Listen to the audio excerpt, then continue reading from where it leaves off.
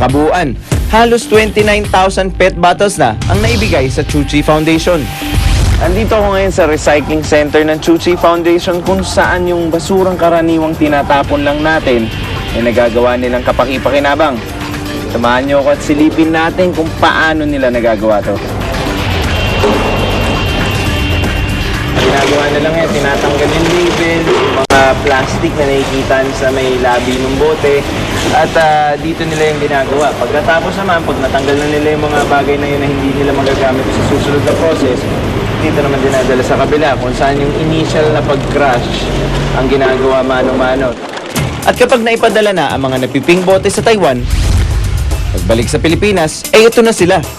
Sino mag-aakalang ang mga t-shirt at kumot na ito ay mula sa mga boteng aming binigay sa tulong ninyo?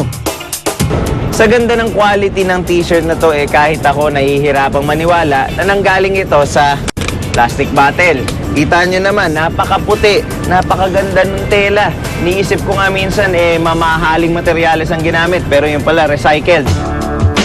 Tila ang halaga at potensyal ng isang basurang plastic ay walang hanggan.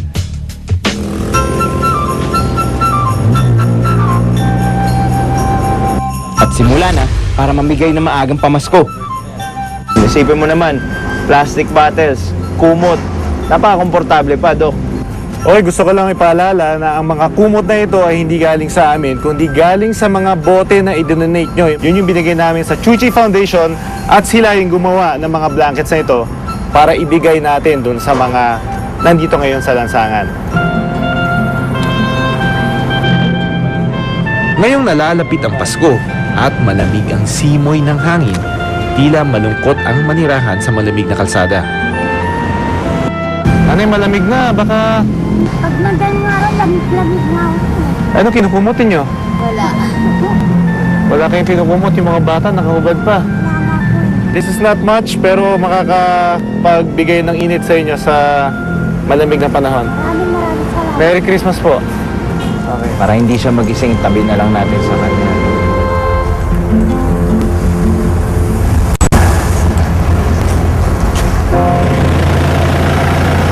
Ang 80 bote na naging kumot, ngayon ay nagpapainit sa malamig na Pasko ng isang pamilya. Ngunit hindi lang isa, kundi 100 ang nakuha naming kumot para ipamigay.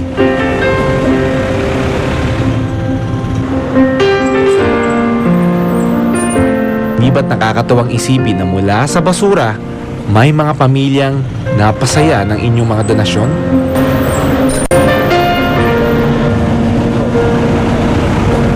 Imaginin mo, kung ikaw may baby, mahamog, tsaka malamig ang panahon, Desyembre ngayon. Wala man lang silang kakumot-kumot. Ngunit di pa dyan nagtatapos ang pamimigay ng regalo. Sa San Lazaro Hospital, maraming pasyente ang marahil ay dito na magpapasko.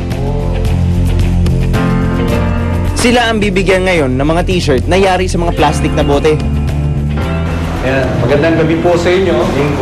Ako po si Doc Fertz, kasama ko po si Kay Cruzcha. Narito po kami para magbigay ng konting papasko sa inyo.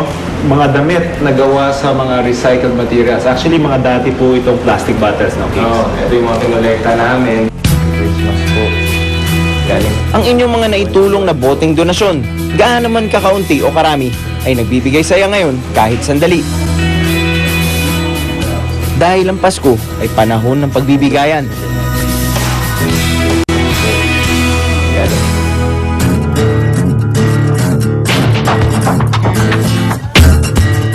Ang mga fine arts student mula sa Universidad ng Santo Tomas naglaan ng kanilang panahon para gumawa ng mga kagamitang yari sa mga plastic bottles para sa Eco Library. Hindi, ulo na lang sa ulo. Sa ulo lang. Kaso magiging ganun din sila. Anong ginagawa nyo ngayon? Bali, 2 parts po. Isa pong desk, bookshelf, tapos isa pong parang cushion for kids. Mula umaga hanggang gabi ang kanilang ginugol. Di alintana ang pagod para sa mga kabataang gagamit ng kanilang magiging obra. At sa pagtatapos ng araw, umpisa na muli ng pagpapasaya sa mga bata naman mareregaluhan ng isang bagong silid-aralan.